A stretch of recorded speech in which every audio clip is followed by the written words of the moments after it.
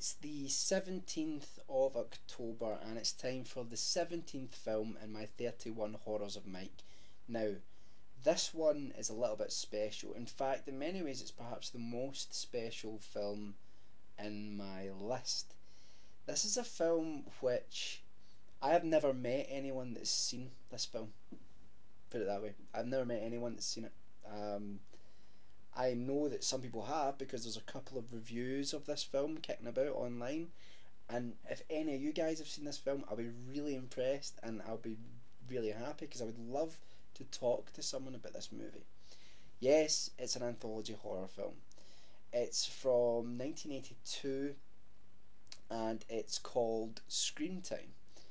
Now, Screamtime is sorry, just went like that towards the camera there for no apparent reason. I was looking at something down there. Screamtime is a, let's say, it's an anthology horror film. It's kind of strange in itself. It's British, right? That's not what makes it strange. It's British, but it actually wasn't made as an anthology horror film.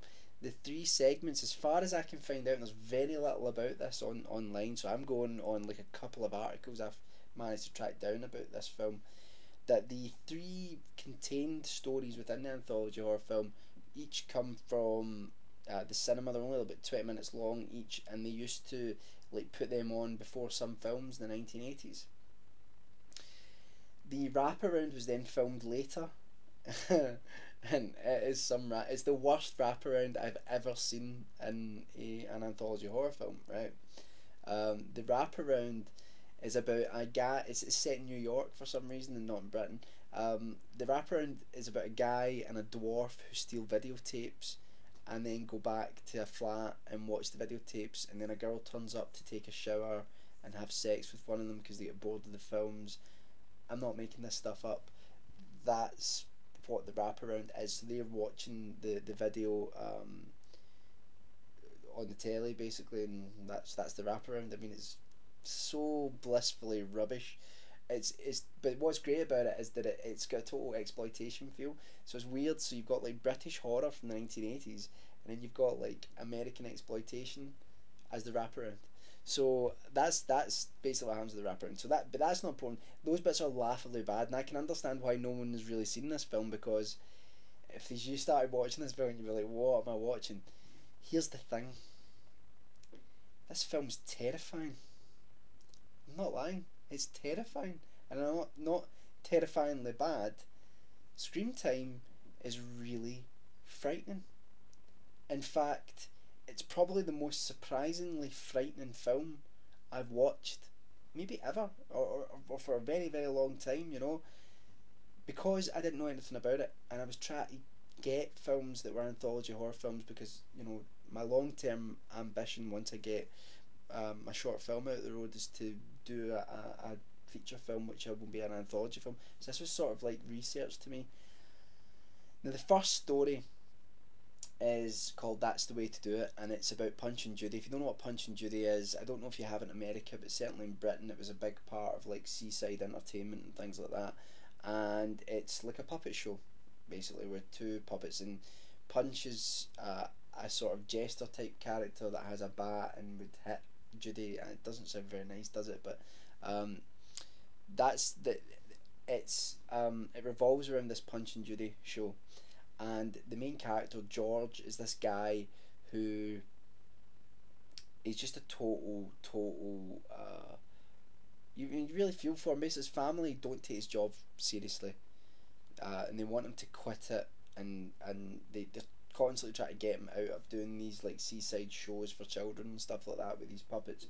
Anyway, eventually what happens is that through an accident, the puppets get part of the puppets, I think, get burnt, if I remember rightly, and then people start dying. Now, that's as far as I'll go with it, but yeah, people that were like anti him start to bite the big one, and I thought this was frightening, right? I did. I think it was creepy, and I think it was quite scary in places. But it's the second story. The second story, I sat and watched this second story, and I was like, holy shit, what am I watching? This is terrifying. It's a haunted house story.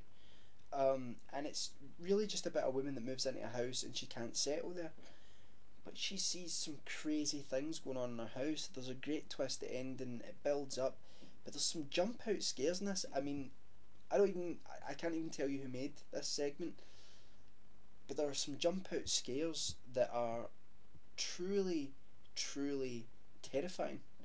And not in a sort of Hollywood big jump, big noise. Some of these jump out scares, there's no sound attached to them. And you go, I'm not overreacting. I watched it. I will say I've only watched this once, right?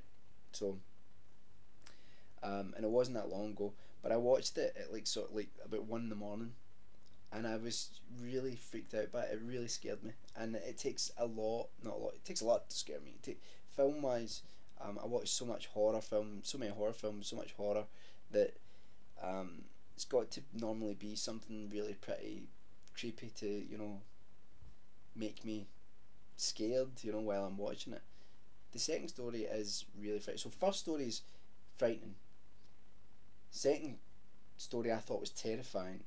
The third story is about a man who decides to take a job working for I think it's these old ladies in this little cottage, and their house is full of gnomes and the garden's full of gnomes, and it's about how he tries to rip off these old ladies, but the gnomes are watching. This comes across as, this is easily the poorest. It's okay though. It's alright. It's just the wraparound that's terrible. I mean, the wraparound's just so very, very, very awful. And yeah, so I think that my hair's doing something really strange. Looks like I've got a Superman curl going on here. Don't know what's... Oh, hello. So no, I've just ruined this review with my hair. So yeah, I need a haircut. Screamtime is... I don't know anyone that's seen this film, so you may not be able to find it yourself. Look for it.